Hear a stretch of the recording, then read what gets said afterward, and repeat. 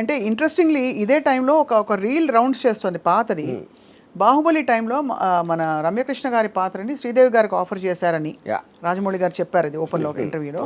But ఆవిడతో వచ్చిన associated cost అంత పెద్ద స్టార్ని తీసుకురావడం, అది ఇట్ వాజ్ అన్బిలీవబుల్ అని చెప్పి ఆవిడని డ్రాప్ చేసుకుని రమ్యకృష్ణ గారిని కాస్ట్ చేస్తే ఆవిడే ఆ పాత్ర కోసం ఆవిడే పుట్టారన్నట్టు వర్కౌట్ అయిపోయింది. బట్ అంటే the reason I'm asking is so not always is the star combination decision. అది చాలా సార్లు అయింది. That is a very very well known fact అది.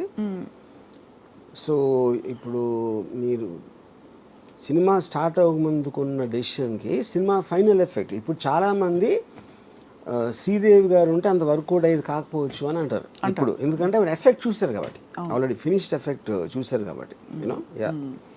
సో మీరు ఎలా అప్రోచ్ చేస్తారు వర్మ గారు మీ ప్రాజెక్ట్స్ని? మీరు do you look at it like a business are?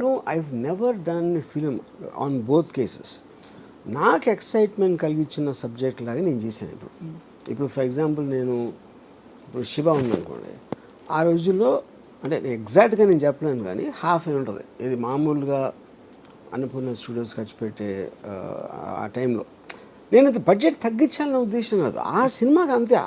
నేను ఒక వీధిలో అంటే రియలిజం ఉంటుంది, ఎగ్జిస్టింగ్ ఇరానీ కేఫ్లో తీస్తే బాగుంటుంది. నేను ఇప్పుడు ఇరానీ కేఫే సెట్ వేస్తే మంచి బాగా లైటింగ్ అంతా చేస్తే అది శివాయి అవ్వదు. ఆ దృష్టితోటి నేను budget conscious, not about saving money. We will spend for what is required. Same thing అలాగే సత్య చేశాను. అబ్సల్యూట్లీ లొకేషన్స్ అన్నీ RE2 కెమెరాతోటి, కొన్ని సీన్స్ 5-6 ఉన్నారు యూనిట్ నెంబర్లు అంతే. Because to maintain that authenticity. Correct. ఇప్పుడంటే ఎప్పుడైతే మీ దగ్గర ఇంత మార్కెట్లోంచి ఎంత డబ్బులు వస్తాయని ముందే మీకు గ్యారంటీ ఉన్నప్పుడు, ముందే మీరు అనుకున్నప్పుడు, you will waste the money. Correct. That is the problem. అది అంటే because somewhere we have annoyingly made a statement. ఇప్పుడు ఒక ఎగ్జాంపుల్ చెప్తాను మీకు. మాజిద్ మెమన్ అని ఇరానియన్ డైరెక్టర్. సో తను చిల్డ్రన్ ఆఫ్ గాడ్ అని ఒక సినిమా తీసాడు. అది ఇండియన్ మనీ వాల్యూలో 40 lakhsలో తీసాడు సినిమా. యా. అంటే కానీ రియల్ లొకేషన్స్, రియల్ పీపుల్, అతను చాలాసార్లు ప్రొఫెషనల్ యాక్టర్స్ని తీసుకోడు అసలు. అది మ్యాసివ్ హిట్ అయిపోయింది ఇంటర్నేషనల్ ఫిల్మ్ సర్క్యూట్స్, అంటే సెలెక్టెడ్ మార్కెట్స్. దాంట్లో ఆల్మోస్ట్ ఈ సేల్స్ కంపెనీస్ అన్నీ కలిసి $40 million రెవెన్యూ వచ్చింది ఆ సినిమాకి. అది బాంబేలో ఒక ప్రొడ్యూసరు దాని రైట్స్ కొన్నాడు 3.5 crores. ఇది 40 lakh ఒరిజినల్ కాస్ట్ అయితే 3.5 crores రైట్స్ కొన్నాడు. కొని ఈ తారే జమీ పేలో యాక్ట్ చేసిన పిల్లడు ఎవడుతున్నాడు దర్శిల్ జాఫరీ అని, వాడికి 2 కోట్లు ఇచ్చి బుక్ చేశాడు ఆ పిల్లోడిని. ప్రియను డైరెక్టర్. ఇప్పుడు ఈ రెమ్యునరేషన్స్, రైట్స్, మేకింగ్ అన్నీ కలిపి without publicity it costed around 15 crores. పబ్లిసిటీకి ఇంకో 10 ఖర్చుపోయాడు, 25. ఇది 40 lakhs సినిమా 25 crores అయింది ఇప్పుడు ఇక్కడ ఇండియాలో. అయిన తర్వాత దాని పేరు ఏం పెట్టాడు? తరరం పంపం. ఎందుకు తరరం పంపం పెట్టాడంటే అది పెద్ద హిట్ సాంగ్. దాంట్లో మన ఆమిర్ ఖాన్ ఇప్పుడు చెప్పాను కదా, తారే జమీన్ పర్. దాంట్లో పెద్ద హిట్ ఆ సాంగ్ మూలాన అందరికి దగ్గరికి వెళ్తుంది అని ఆడ ఉద్దేశం. వీడికి 2 కోట్లు ఎందుకు ఇచ్చావు అని అడిగాను దర్శిల్ జాఫ్రీకి. సార్ ఇప్పుడు ఆమిర్ ఖాన్ కోసం వచ్చి ఉండొచ్చు, కానీ వచ్చిన ప్రతి ఒక్కళ్ళకి ఆమిర్ ఖాన్ ఎంతో దానికన్నా ఎక్కువ వీడు నచ్చాడు అంటాడు వాడు ఈ దర్శిల్ జాఫ్రీ. అందుకని వాడు నెక్స్ట్ పిక్చర్కి వాళ్ళందరూ ఆమిర్ ఖాన్ ఆడియన్స్కి నేను 2 కోట్లు తీసుకుంటున్నానని అతని లెక్క. ఓకే, ఇది ఒకటి. ఇంకోటి ఏం చేశాడు, మొత్తం సినిమా అంతా ఇన్ఫిలిమ్ యాడ్స్, క్యాడ్బరీ చాక్లెట్, ఇది మీ మిల్క్, అదేదో ఈ చిల్డ్రన్ ప్రోడక్ట్స్ అన్నీ నింపేసాడు దాంట్లో. ఇన్ఫిలిమ్ యాడ్స్ లాగా పెట్టి దాని నుంచి తీసుకోవడానికి. ఫైనల్గా రిలీజ్ చేస్తే మొత్తం 25 కోట్లు పోయినాయి. ఆడు 40 లక్షల్లో తీసి $40 million అది 25 కోట్లు చేసి 25 కోట్లు పోయినాయి. అప్పుడు నాకు ఒకటి చెప్పాడు బాంబేలో, ఈయన ఎంత తేడా వచ్చిందంటే, నేను మాజిద్ మమ్మీను పిల్లల కోసం తీసాడు సినిమా. ఈయన పిల్లల నుంచి డబ్బులు చేసుకోవడానికి తీసాడు. అది ప్రైమరీ ఇంటెన్షన్ డిఫరెన్స్ ఏంటంటే అది యూనో. సో ఇప్పుడు మీకు మల్టిపుల్ ఆబ్జెక్టివ్స్ ఉంటాయి సినిమా ఇండస్ట్రీలో. అవును. ఒకళ్ళేమో అసలు ఎంత కమ్మేయాలి సినిమా, ఎంత ప్రాఫిట్ వచ్చేయాలి, ఇంత కొన్నారు నా సినిమా అని చెప్పడానికి. ఇప్పుడు మీకు హాలీవుడ్లో దే గో డైరెక్ట్లీ, వాళ్ళు మీడియా డీటెయిల్స్ ఉండరు. వాళ్ళు they will take real time. ఇప్పుడు ఈ ఫోన్ చేసాడు అనుకోండి, ఫోన్ కంపెనీకి డబ్బు ఎక్కడి నుంచి వస్తుంది? డైరెక్ట్గా మీరు కొంటేనే స్టేజెస్లో వెళ్తుంది అక్కడికి.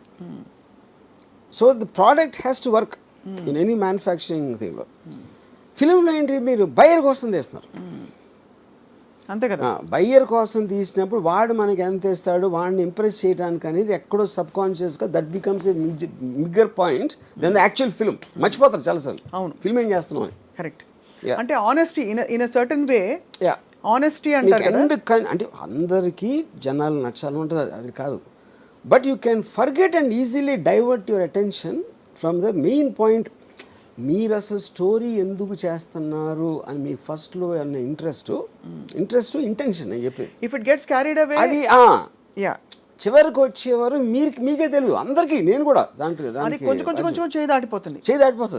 ఒక పర్టికులర్ టైంలో మీరు మర్చిపోతారు అసలు మీరు ఎందుకు తీద్దాం అనుకున్నారు అనేది. It go off. That's why I feel it's honesty. And that's why newer film makers వాళ్ళలో అది రీటైన్ అవుతుంది కొంతవరకు, కొంతలో కొంత. ఎందుకంటే వాళ్ళకి ఎక్కడో ఒక conviction so called what ever పట్టు కూర్చుంటారు. బట్ వాళ్ళు కూడా మళ్ళీ రిపీట్ వండర్స్ చేయమంటే they may not be able to deliver, because వాళ్ళు కూడా they get carried away with so many influences. Correct. ఇంకో పాయింట్ ఏంటంటే ఇది చాలాసార్లు వర్కౌట్ కూడా అవ్వచ్చు. అంటే మీరు ఫిలిం ఎందుకు తీశారు, వాళ్ళు ఎందుకు చూశారు అనే దాంట్లో చాలాసార్లు డిస్కనెక్ట్ ఉంటుంది. ఇప్పుడు for example in Ardh Satya one of the most influential films. అవును, స్మితా పాటిల్. ఓంపురి గారి. అది నేను ఆల్మోస్ట్ ఒక 7-8 సార్లు చూసుంటాను సినిమా. నేను ఆ డైరెక్టర్ని ఒకసారి రెహమాన్ స్టూడియోలో కలిసాను, గోవిందీలాని. నేను ఆయనతో ఆ సినిమా గురించి మాట్లాడితే ఆయన సినిమాది నాకు చెప్పారు అసలు అది ఫాదర్ సన్ రిలేషన్షిప్ మీద నేను ఇన్స్పైర్ అయ్యి తీశాను, that is what which work. నేను సరే నేను ఉట్టి ఫాదర్ సన్ సీన్లే నేను ఫాస్ట్ ఫార్వర్డ్ చేసి ఉండని చెప్పా. ఇది రిపీటెడ్ వ్యూస్లో. నేను చూసింది రామశెట్టి అని ఒక విలన్ క్యారెక్టర్ మలాను. నిజంగా ఆశ్చర్యపోయాను, ఎందుకంటే ఆయన కూడా తెలియదు కదా, సినిమా అయిపోయింది, రిలీజ్ అయిపోయింది, ఎవరెవరో ఏదేదో చెప్తారు. మెయిన్ రీజన్ దానికైనా ఆయన అనుకుంటే ఇక్కడ ఇంకో డైరెక్టర్ అసలు నేను ఆ సీన్ కోసమే తీయలేదని చూడలేదని చెప్పాను. ఇప్పుడు బ్యాండిట్ క్వీన్ ఎక్స్ట్రాడినరీ ఫిల్మ్ అది, పూలందేవి. అది నా ఉద్దేశంలో ఎలా తీయకూడదు అనే దానికి టెక్స్ట్ బుక్లో ఉన్న దాన్ని రీమేక్ చేశారు తెలుగులో. అది దానికన్నా 10 రెట్లు అడిగింది. ఏది బ్యాండిట్ క్వీన్ కన్నా ఎక్కువ. అప్పుడు ఏంటి అర్థం, దానికి ఏం చెప్తాను, దేర్ ఇస్ నో లాజిక్, ఏం లేదు.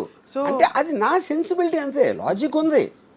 ఆడియన్స్కి నచ్చింది, ఎందుకు నచ్చింది అంటే వాళ్ళు ఈచ్ పర్సన్ చెప్పాలి. మీరు చెప్తున్న దాన్ని బట్టి ఆర్జీవి గారు, ఆడియన్స్ టేస్ట్లు ర్యాపిడ్గా మారుతున్న వాట్ ఎవర్ ఆ ప్రిఫరెన్సెస్ అండ్ ప్రయారిటీస్ని cinema industry most of the time map చేయలేకపోతున్నారు.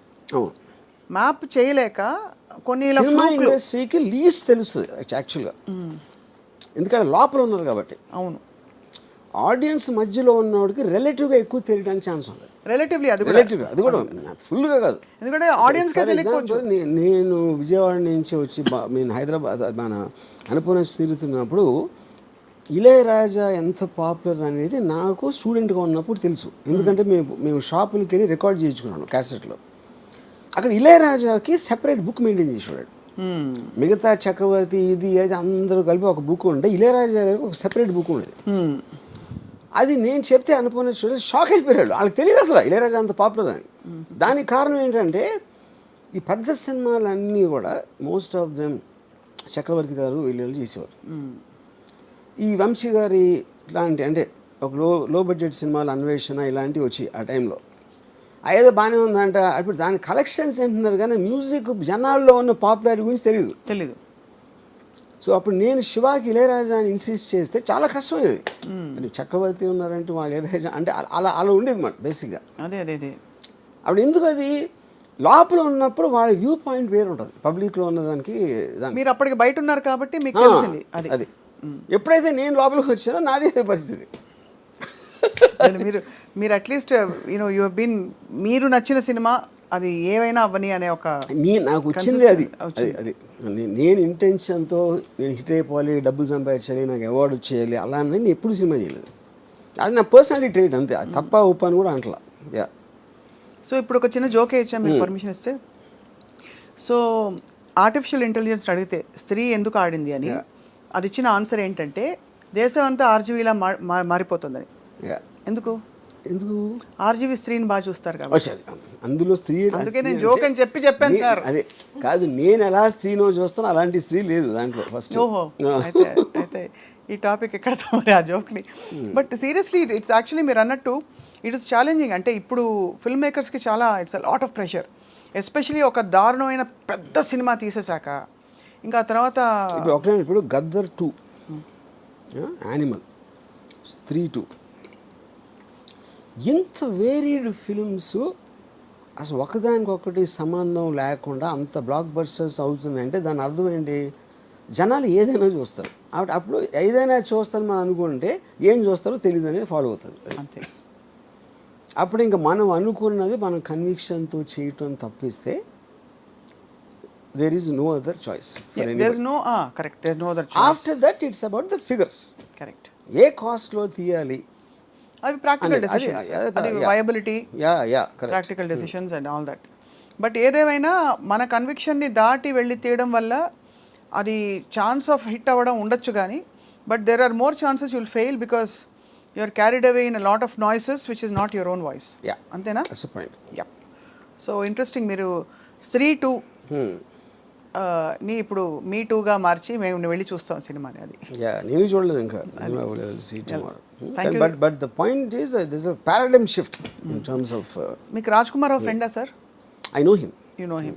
Did you tell him that the film is? No. You haven't yet told. Well, I'm sure he'll be surprised with your tweet. And strangely, tana first film naade nathanu chesadu.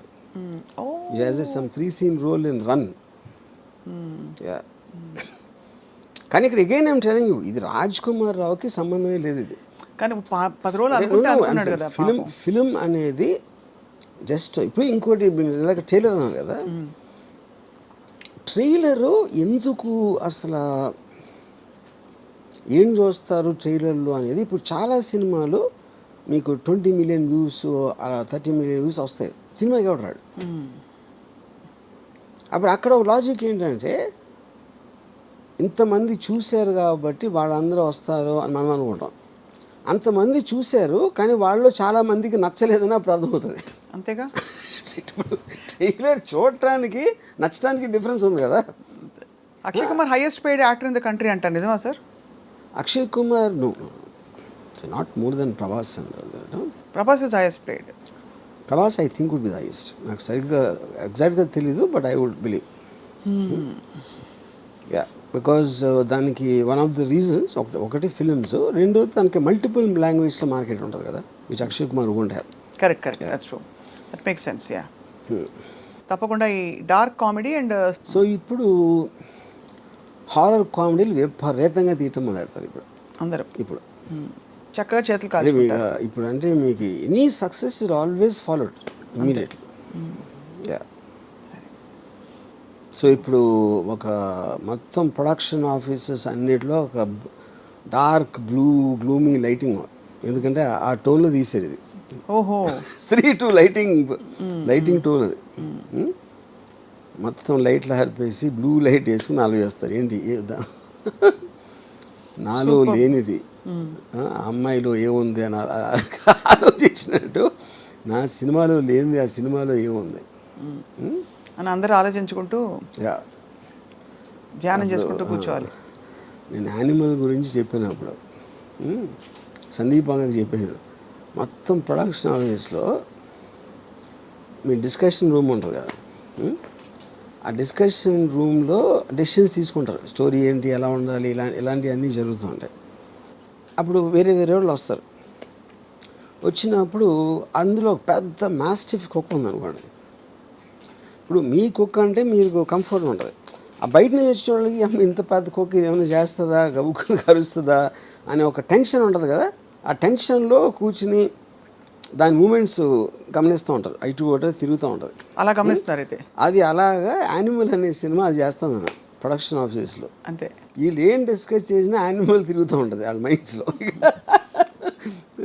కానీ అలానే అమాంతం ఇప్పుడు వెళ్ళి అంటే రణబీర్ కపూర్ని చూపించినట్టు వాళ్ళు ఎక్కడైనా ఎక్స్ట్రీమ్ సీన్స్ చూపించాల్సిన ఎక్స్ట్రీమ్ సీన్స్ మొలానే ఆడింది అంటే అదే కదా మిస్టరీ ఆఫ్ ఫిల్మ్ ఇండస్ట్రీ. అదే అందరికీ. ఇప్పుడు రీసెంట్గా ఒక డైరెక్టరు హిందీలో హిట్ అయిన సినిమా వాడు తీసాడు.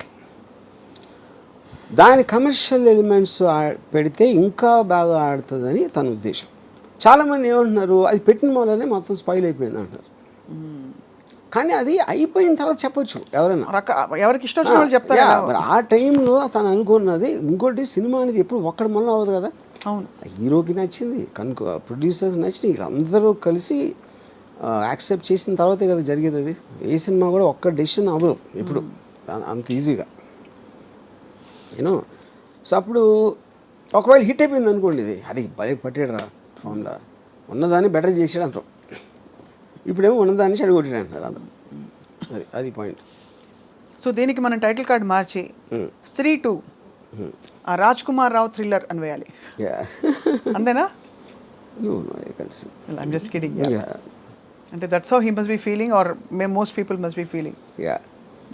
ఇప్పుడు శ్రద్ధా కపూర్ తను సాడడం ఎక్కువ అని తన ఫీలింగ్. అందుకని ఫస్ట్ ఫీమేల్ లీడ్కి గ్రేటెస్ట్ ఓపెనింగ్ అని తను పెట్టింది ట్వీట్. అంటే రాజ్ కుమార్ రావు అనే లెక్కలోనే లేడు అని తన ఉద్దేశం. మరి తను ఇతర సినిమాలు ఏమి ఆడలేగా, అది వేరే విషయం. ఇప్పుడు వచ్చిందేమో సాడము. నీకు వచ్చినప్పుడు పట్టుకోవాలి, కానీ మళ్ళీ మీరు కూడా లాజిక్ ఆలోచిస్తారుగా. ఇది ఏఐ తేల్చలేకపోతే డెఫినెట్గా ఫస్ట్ ఆఫ్ ఆల్ ఏ జ్యోతిష్యం చెప్పదు. ఉన్న దానికి మీకు అందరికన్నా బెటర్గా ఎక్స్ప్లెయిన్ చేస్తుంది, కానీ అది జ్యోతిష్యాలు కదా. డిరైవ్డ్ డేటా నుంచి కన్క్లూజివ్గా. But it might be able to say ఎప్పుడు చెప్పగలుగుతుంది దీని గురించి ఇన్ టర్మ్స్ ఆఫ్ దాని అల్గోరిథమ్స్లో ఏ సాంగ్ అయితే యూనో.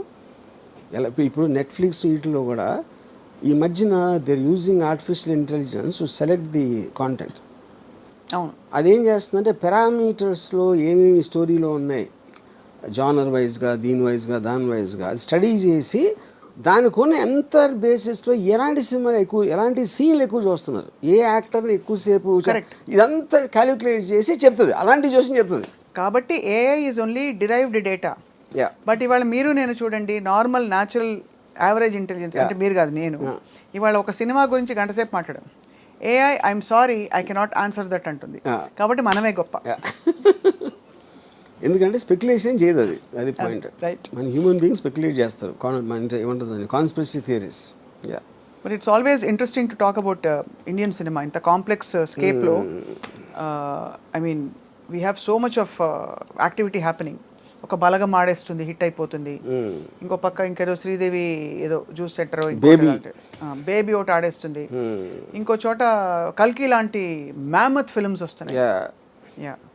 సో మీరేమో నా పెళ్ళాన్ని దెయ్యమని భార్యల మీద అటాక్ చేస్తూ స్ట్రీట్ లాంటివి వస్తాయి. అది ఇప్పుడు కరెంట్ మాన్స్టర్ కాబట్టి. Right sir, we'll catch up again on cinema and more. Thank you so much for your time. Right.